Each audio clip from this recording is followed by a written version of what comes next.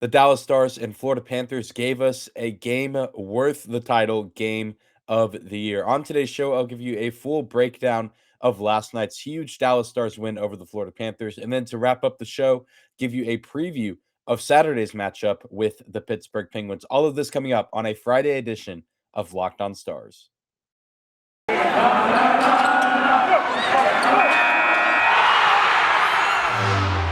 Your Locked On Stars, your daily podcast on the Dallas Stars.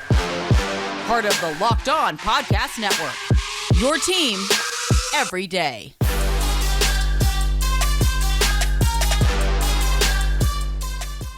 Howdy, Stars fans. Welcome back to the Locked On Stars podcast, the only daily podcast covering the Dallas Stars, part of the Locked On Podcast Network. Your team every day. I'm your host, Dane Lewis, and you are locked on the Dallas Stars on this Friday, January 7th, the end of another week, folks. And it's as if Fridays needed to be any more joyful. We are celebrating a Dallas Stars win. The boys come through in their first game back from their COVID hiatus against the Florida Panthers and get the win in dramatic fashion, a 6-5 shootout victory.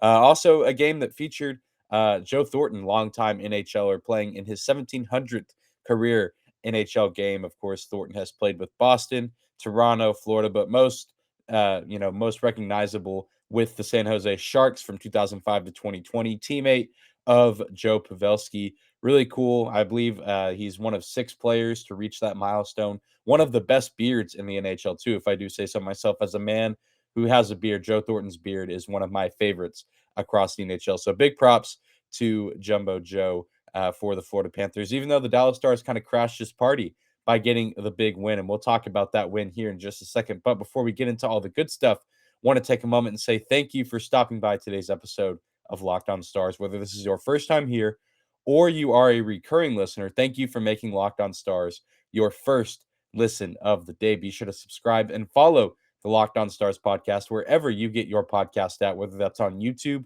or your favorite podcasting platform. And remember, no matter where you listen, the show is always free. Be sure to rate and review the show if you like what you hear. But without any further ado, let's break down this game. And with my first segment, I want to talk a little bit about some veterans on this team who answered the call, to say the least. Tyler Seguin and Jamie Benn. And before we kind of dive into that, a little bit of a backstory for context of the situation. I remember back when I was in high school, and I'm sure many of you are the same as well. You played sports, whether it was football, volleyball, basketball, baseball, track and field, cheerleading, you name it. A lot of people grow up playing sports throughout high school, but especially the high school I went to, football was a big deal. It was the big sport in the city I grew up in, especially at the high school I went to. It was the premier sport. People always talked about being excited for the season. They're like, "Oh, I'm so excited! Gonna knock some heads off this season. Gonna go 10-0 and win district and make a deep playoff run." People talk and talk and talk all summer long leading up to the season. But then once those practices roll around, once those 2-a-day practices roll around, it's very easy to see who was all talk and who actually came prepared and lived up to what they were preaching that they were going to live up to and what they were going to deliver. It was very easy to tell on that first day of practice who had been working out throughout the summer, who had been preparing their bodies for the tough, grueling conditions of 2 days of practices out in the heat, hitting each other, being out at practice for 2 or 3 hours at a time in the hot Texas sun.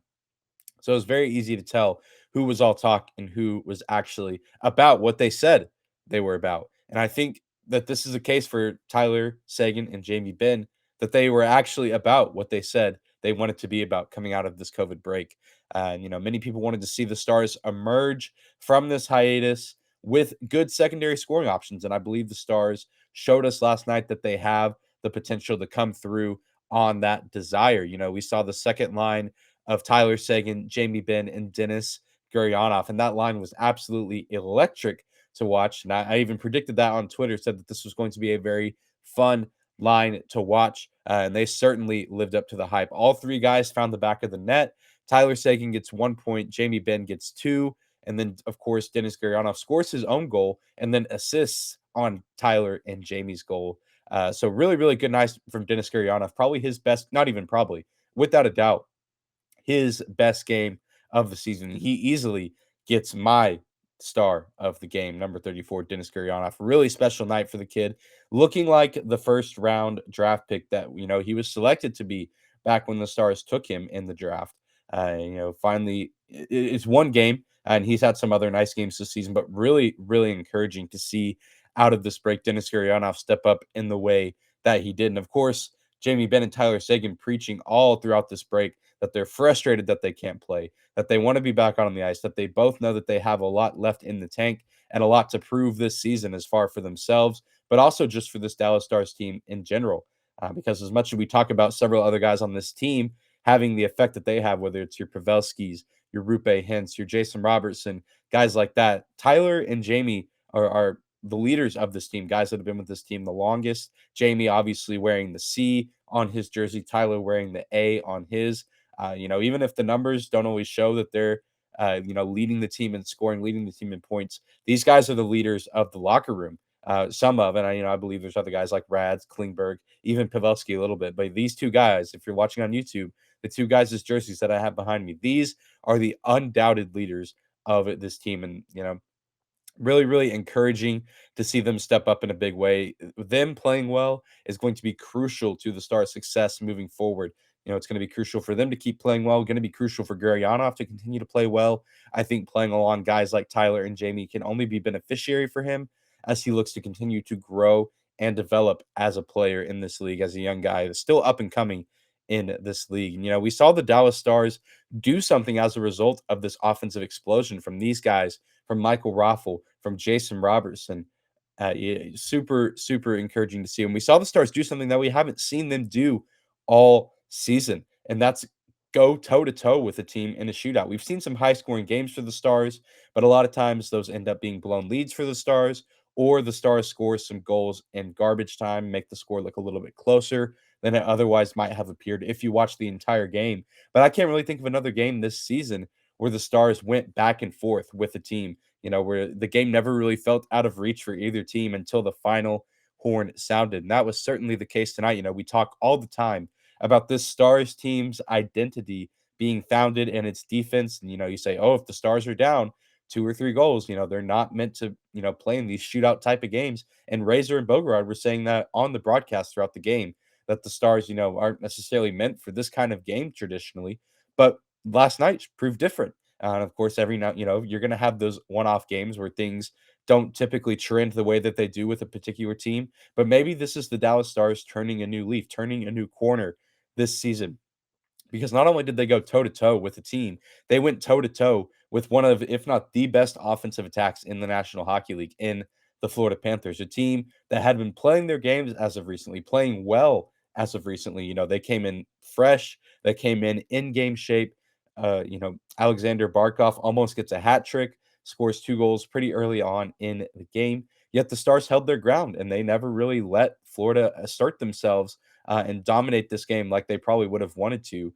I think it was easy for a lot of outsiders looking in, even myself, people here on the inside, thinking that the Stars might not come away with this win. But it was really, really awesome to see the Stars team step up and answer the call and go toe-to-toe with this Florida Panthers team and practicing what they preached during this hiatus, that they were ready, they were hungry, and I think we saw that. The game was sloppy at times. Things were certainly not perfect across the board for this team, but I don't think anyone can question the effort that they put in. They can't question their heart, and they could not question the passion that the Dallas Stars showed on the ice last night.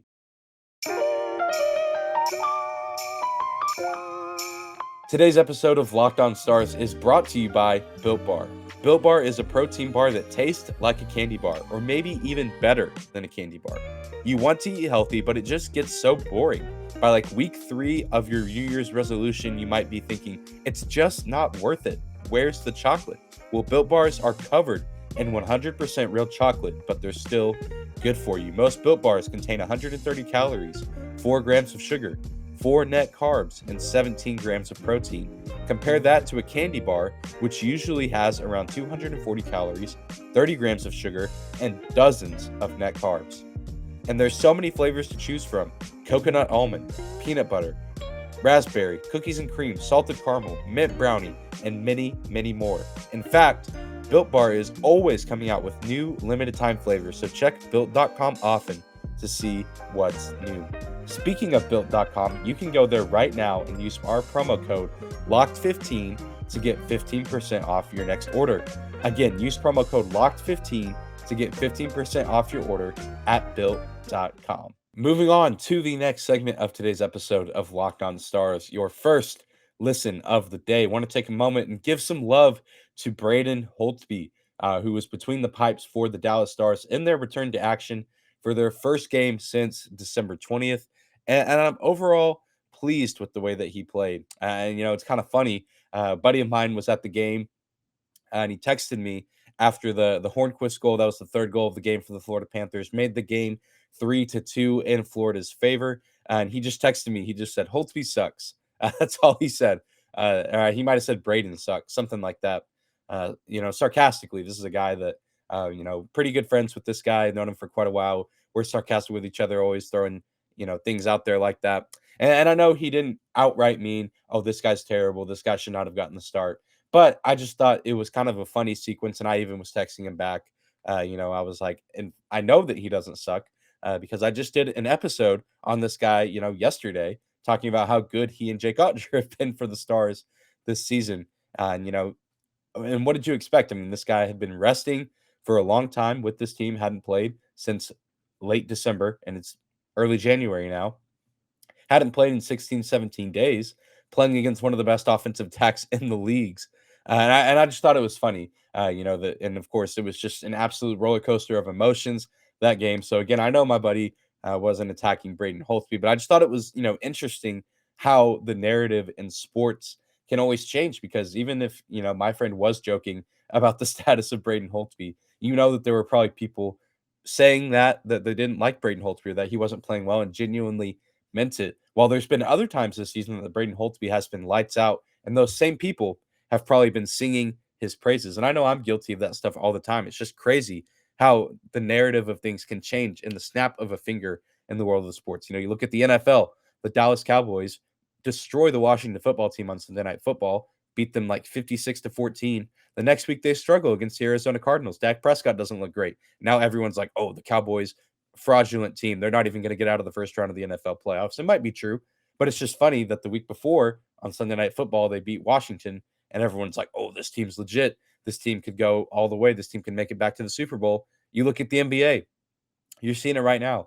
People say LeBron James and the Los Angeles Lakers. LeBron James is washed.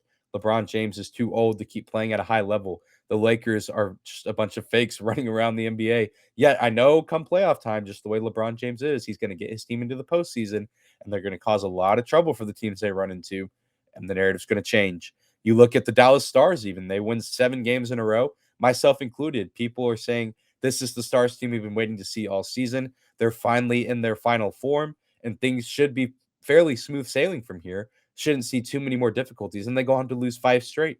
And I feel like people across the the hockey world, even myself included at times, we started being Debbie Downers on the Dallas Stars. So the narrative seems to always shift, and that's just the world of sports. That's just how the world of sports works. That's how things unfold. And so it's tough for goalies, especially guys like Braden Holtby, who are in this profession, one of the most thankless jobs in the world of sports whenever things go poorly, yet they'll praise your name if things go well. There's really no in between. It's very night and day with a position like that. And goalies are, they're either the heroes, they're the scapegoats. And Braden Holtby did not play perfect last night by any stretch of the imagination. He did give up 5 goals, but I think he did just enough. He fought hard. There were some stretches early in the game, especially where things could have very well gotten out of hand for the Dallas Stars. Barkov scores that first goal, of course, but there were several other instances where I think the Florida Panthers very easily could have scored. They could have gone into that first intermission up by 3 or 4 goals over the Stars, which at that point, who knows if the Stars have the offensive outburst that they do later in the game to come back and even things up. I don't think that that's how the game unfolds if Florida takes that early 3-1, 4-1, 4-0 type lead going into the first intermission. So Braden Holtby deserves a lot of credit for that. He didn't play perfect. Some of the goals that he gave up, he was screened and couldn't really see the puck. That third goal, the goal that he gave up that I just mentioned a second ago from Hornquist, he was screened there. He couldn't see. There was one goal I believe it was the fourth or fifth one. There was a weak exit of the defensive zone attempt from John Klingberg, and Florida took advantage. They eventually worked the puck around, got a good look at the net, and got the puck by Holtby. That kind of stuff happens, and especially for a guy that's a little rusty, having to shake off the rust just like the rest of the team. I think he did really well. Florida had 18 high danger scoring chances for, according to Natural Stat Trick, which is quite a bit. Um, in case, if you didn't watch the game, there was a lot of moments where Florida had some really, really high quality looks at the net, but Holtby came through and he was even down the stretch. Yes, he gives up the goal with 30 seconds left in the third period to tie the game up to force OT, but Florida's playing 6-on-5. Dallas could not win a faceoff to save their lives during that sequence. They could not clear the defensive zone. So, of course, it was really only a matter of time before the Florida Panthers found the back of the net in that situation. So, did Holtby play perfect? No, but it's hard to pin all of the adversity that the team was facing on the Stars. I think that the Panthers had over 40 shots on goal. So just a tough workload for Holtby coming back, trying to ease back into things to get things back to normal for this Stars team as far as their routine goes. But I think he came up big last night. Really excited to see how he continues to play this season. And, he's one of the many guys on this team that are representative of how this team has gone through adversity over the past several seasons. Holtby's been a guy that's been counted out by so many people ever since the season ended last year for him in Vancouver. People probably didn't even think he'd play in the NHL again. They thought maybe he's done. If he does play, he's going to serve as a backup and maybe only play, a handful of games in a season. But he's coming to Dallas, taken the number one goalie spot, and done really, really well and continuing to defy expectations despite the limitations that people are continuing to put on him. So really, really good stuff from Braden Holtby last night. He got the job done. Wasn't always pretty, but he did just enough to help the boys in Skyline Green get the W.